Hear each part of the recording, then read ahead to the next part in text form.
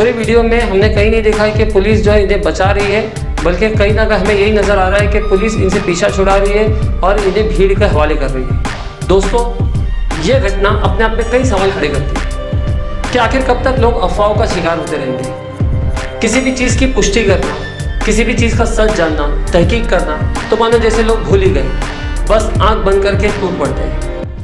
Video में कहा जा रहा है ओए बस, लेकिन कुछ लोग उसे सांप्रदायिक रंग देने के लिए ये बोलकर फैला रहे हैं शोएब बस। हेलो फ्रेंड्स, मैं Feroz Memon, the voice channel में आप सबका स्वागत है। आज हम बात करने वाले हैं पालघर के इंसिडेंट की। 16 अप्रैल को पालघर में जो भी हुआ उसकी निंदा पूरा देश कर रहा है और वो एक ऐसी घटना थी कि वाकई में उसने पूरे देश को हिला के रख दिया है कि आखिर कब तक लोग इस तरह से क्रूर और इस तरह से जंगली होते जाएंगे। बहुत से लोग उसके अगेंस्ट में उसके सरकार को कोस रहे, सरकार को जिम्मेदार ठहरा रहे, लेकिन कई न्यूज़ चैनल ऐसे हैं जो अपनी हरकतों से बाज नहीं आ रहे। इस घटना में भी कहीं ना कहीं वो लोग सांप्रदायिकता देख रहे हैं, मजहब को ढूंढ रहे हैं। देखिए इस वीडियो में। उससे पहले कुछ रिपोर्ट्स में आपको दिखाना चाहती हूँ क्यों हम कह रहे हैं कि इस देश में भगवा से लोगों को डर लगता है। भगवा को बदनाम करने की साजिश रची जाती है। थीव्स, मेरे हाथ में 5 रिपोर्ट्स हैं, 5 रिपोर्ट्स। इन सारे रिपोर्ट्स में इन 3 लोगों को थीव्स बुलाया गया है। गांव वालों ने चोर समझकर 3 लोगों को कार से निकाला और पीट कर मार डाला। ये बताने के लिए काफी कि भगवा को बदनाम करने का कितना बड़ा षड्यंत्र ये है। अब हम आपको बताते हैं कि इस घटना का पूरा सत्य क्या है, पूरा फैक्ट क्या है। 16 अप्रैल को कांदिवली में रहने वाले 2 साधु, एक 35 वर्षीय सुशील गिरी महाराज और एक 70 वर्षीय कल्पवृक्ष गिरी महाराज, इन दोनों को पता चलता है कि सूरत में इनके कोई पहचान वाले की मृत्यु हो गई है। उसके अंतिम संस्कार के लिए इन्होंने एक ड्राइवर नीलेश को बुलाया और उनके साथ सूरत के लिए रवाना हो गए। मुंबई से 120 किलोमीटर चलने के बाद में जब ये लोग पालघर में गढ़चिंचली गांव के पास पहुंचे तो वहां पे इन्होंने गांव का रास्ता लिया। यूजुअली लोग क्या करते हैं, अगर उन्हें गुजरात जाना होता है तो वो लोग नेशनल हाईवे 8 NH8 से जाते हैं, लेकिन यहाँ पे क्योंकि लॉकडाउन था तो हो सकता है उन्होंने सोचा होगा पुलिस की चेकिंग ज़्यादा है, अगर गाँव के रास्ते से जाएंगे तो चेकिंग कम मिलेगी, तो उस चेकिंग को अवॉइड करने के लिए उन्होंने ये फैसला लिया कि गाँव के रास्ते से जाया जाए। और यही फैसला उनका आखिरी फैसला बन गया और ये फैसला उनको बहुत भारी पड़ गया। आगे चल के गाँव के एक फॉरेस्ट चेक पोस्ट पे उनको रोका गया। वहाँ पे पुलिस वाले साधुओं से बात कर रहे थे और उनकी बातचीत पूछताछ चली रही थी कि वहाँ पे गांव वाले इकट्ठा होना शुरू हो गए। देखते देखते भीड़ ज़्यादा जम गई और उन साधुओं से बहस होने लगी। गांव वाले साधुओं को धमकाने लगे। 20 अप्रैल को इंडियन एक्सप्रेस ने अपने अखबार में लिखा था कि इलाके में बच्चा चोरी हो जाने की अफवाहें फैल रही है और इसके बाद गाँव वालों ने हर रोज़ गिरोह बनाकर गाँव में पहरा देना शुरू कर दिया।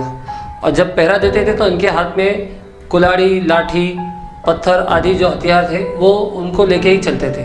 और इस घटना से कुछ दिनों पहले ही गांव वालों ने एक डॉक्टर को, जो कि आदिवासी इलाके में सहायता के लिए जा रहा था, उसको पीट कर जख्मी कर दिया। और पुलिस जब उसको बचाने के लिए गई डॉक्टर को, तो पुलिस को भी इन्होंने मार के जख्मी कर दिया। और यही नहीं, कुछ दिनों पहले भी ये इलाका, जो कि कासा पुलिस स्टेशन के अंतर्गत आता है, ये इलाका कुछ दिनों पहले भी चर्चा में आया था। इन्होंने यहाँ पे एडिशनल SP के ऊपर भी इन गाँव वालों ने हमला किया था।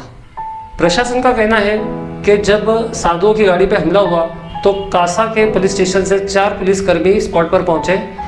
उन्होंने देखा कि लोगों ने, भीड़ ने साधुओं की गाड़ी को पलट दिया है। तब उन्हें लगा कि इतनी फोर्स कम पड़ेगी, तो वहाँ पर उन्होंने कासा पुलिस स्टेशन से और 8 पुलिसकर्मियों को बुलाया और उन्होंने सबने मिलके इस भीड़ को शांत किया, इनको काबू में किया और साधुओं को कस्टडी में लेके वहाँ से निकलने लगे।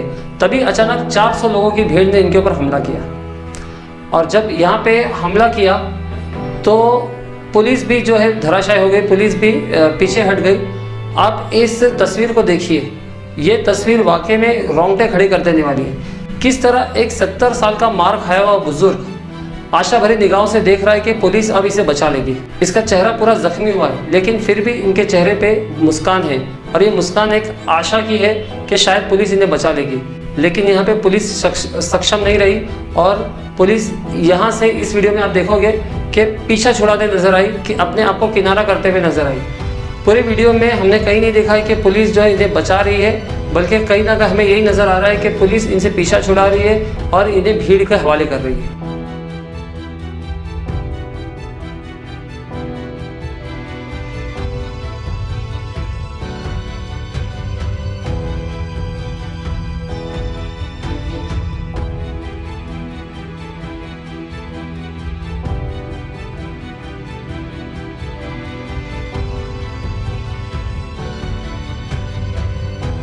और आखिरकार भीड़ ने पीट पीट कर इन साधुओं को मार डाला। इस घटना में कई पुलिस वाले भी जख्मी हुए, लेकिन जो वीडियो सोशल मीडिया पे वायरल हुए उसमें कहीं भी ये नज़र नहीं आ रहा है कि पुलिस वालों ने इनको बचाने की कोशिश की है। इस पूरे मामले पर पालघर के कलेक्टर कैलाश शिंदे का ये कहना है कि पुलिस वालों के इस रवैये के ऊपर कार्रवाई ज़रूर होगी और उन्होंने अब तक इस मामले के अंदर 101 लोगों को अरेस्ट किया है और उन लोगों को 12 दिनों के लिए पुलिस रिमांड पर भेज दिया गया है।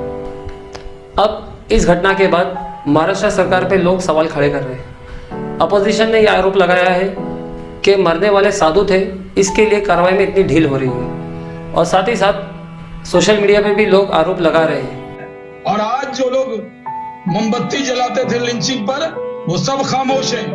अगर एक संत है, एक भगवाधारी, जिसपे ऊपर झूठा इल्जाम करके उसकी हत्या कर दी जाए, इससे बड़ा कोई दुर्भाग्य नहीं हो सकता।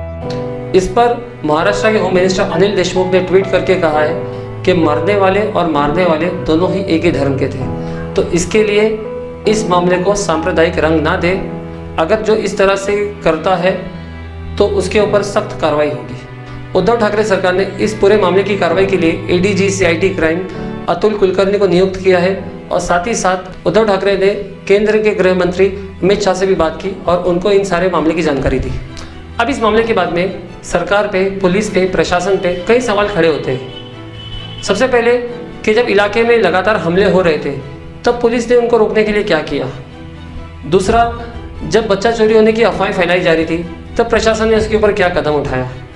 और जब लोग सड़कों पर गांव में गिरोह बनाकर घूम रहे थे तब वहाँ पे पुलिस ने उनको रोकने के लिए क्या किया। और एक आखिरी सवाल कि जब साधु को कस्टडी से घसीट कर मारा गया तब वहाँ पे पुलिस क्या कर रही थी।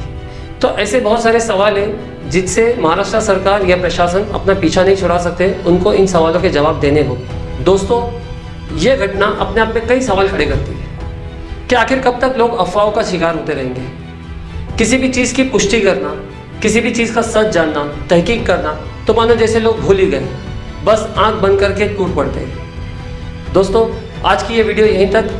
हम आपसे फिर मिलेंगे एक नई वीडियो के साथ में। आप इसे लाइक कीजिए, शेयर कीजिए और कमेंट में अपनी राय देना ना भूलिए। मैं फिरोज मेमन, देखते रहिए the voice news. Thank you.